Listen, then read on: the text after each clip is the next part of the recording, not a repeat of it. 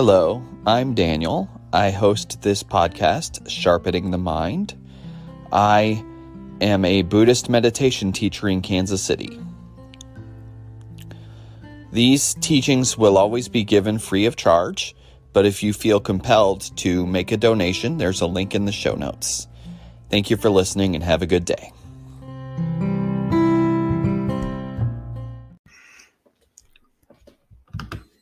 Hello, I'm Daniel. The teaching we're going to talk about today is be grateful to everyone. Be grateful to everyone. This is from the Lojong teachings, and it seems very simple, but also profound. Just be grateful. We have a lot to be grateful for. Consider everything in your life. You didn't grow the food you're eating. You didn't build the building you're in or the roads you drive on. We need other people every moment of our lives, essentially.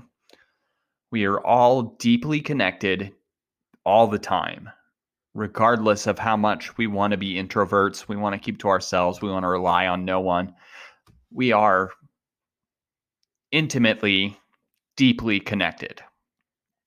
No one lives in a vacuum, and our very existence depends on others at all times. And additionally, our dependence runs a little deeper than that, or a lot deeper than that. Who we are comes from other people too. Obviously, we inherit a lot from our parents, not only our DNA, but many of our habits too. But also, we're really shaped by everyone we come in contact with. Some people have a very big impact. Some people have a small impact, but everyone has an impact on us. We couldn't even be called a person without other people. And I want you to try just having thoughts without using language that you learned from other people. You can't. Being grateful to everyone is training in this understanding. It is with everyone else that we are shaping the world. And it's only through being shaped by others that you have come to this circumstance right now where you're listening to me. It's only because of other people, because of many other people, actually, that you have been led here. So there are many, many, many people to be grateful for. And grateful to, right? We can be grateful to lots of people. We can have an attitude of gratitude throughout our lives. And that can be part of the way we live, part of the way we have happiness in life, is just being grateful for what has brought us here. And yes, here is not always great. And we may be struggling a great deal right now, but we could still be grateful for the fact that we're alive at all. But you may be wondering, well, what about the people that have harmed us? Even if we haven't had really serious things done to us, we've all been kicked in the heart sometimes. We've all felt hurt and abused by someone at some point in our lives, right? So what about those people?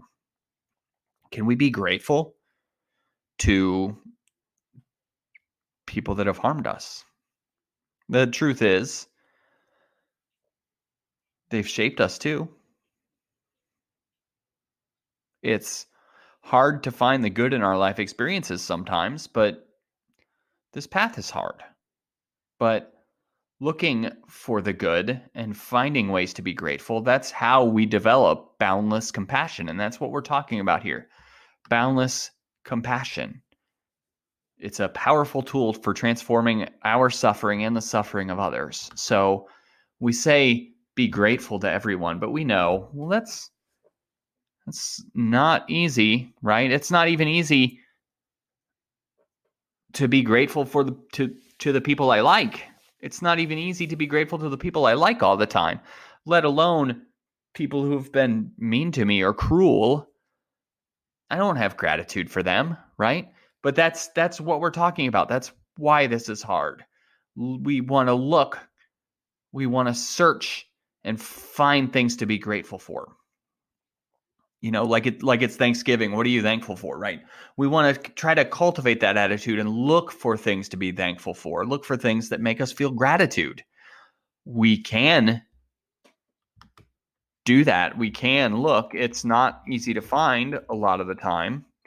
And in fact, sometimes it's quite difficult to find something to be grateful for.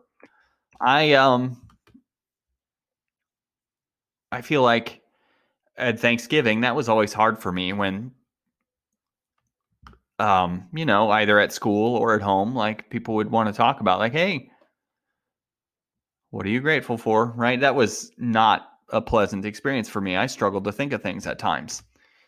And something about our culture is our culture seems to teach us that there's no such thing as enough.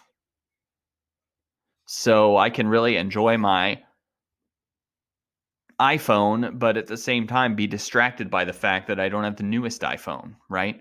There's always more for us to try to accumulate, when in the end, the truth is that things don't make us happy. And if we can learn to appreciate what we have instead, we can be happier. We have, of course, certain needs that must be filled. That's not what I'm talking about. I am talking about desires that go above and beyond our needs. The only way not having things we want, and again, I'm talking about wants, not needs, but the only way that not having things we want can make us unhappy is if we decide it can make us unhappy.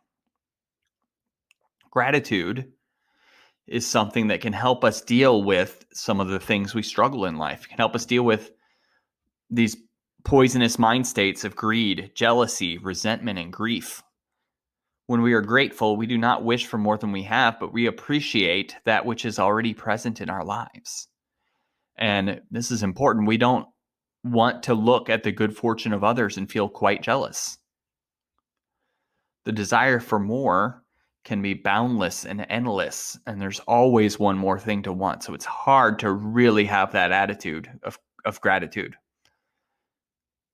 Gratitude is something that can occur in us spontaneously, but it also can be cultivated. The more we practice it, the less room there is for those mental poisons to take root. So we want to just think about things to be grateful for and reflect on those things that we're grateful for. And try to be grateful to the people in your life. Try to be grateful to the people in your life. So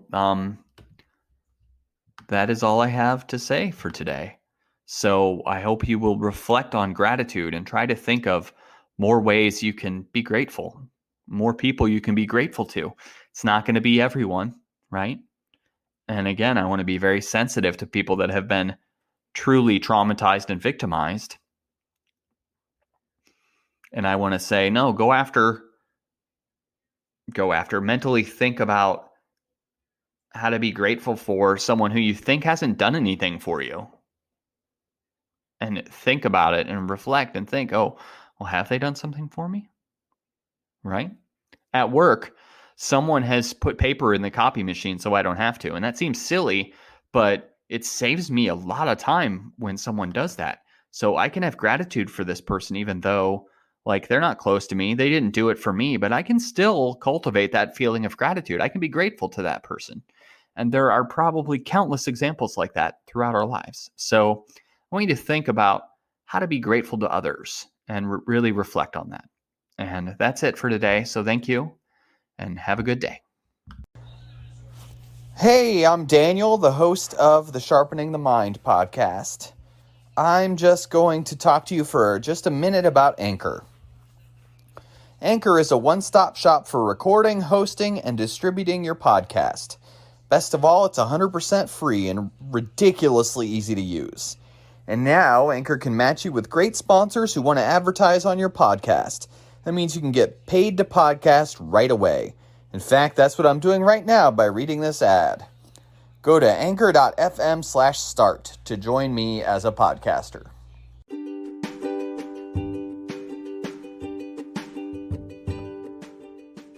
Thank you so much for listening. Have a great day.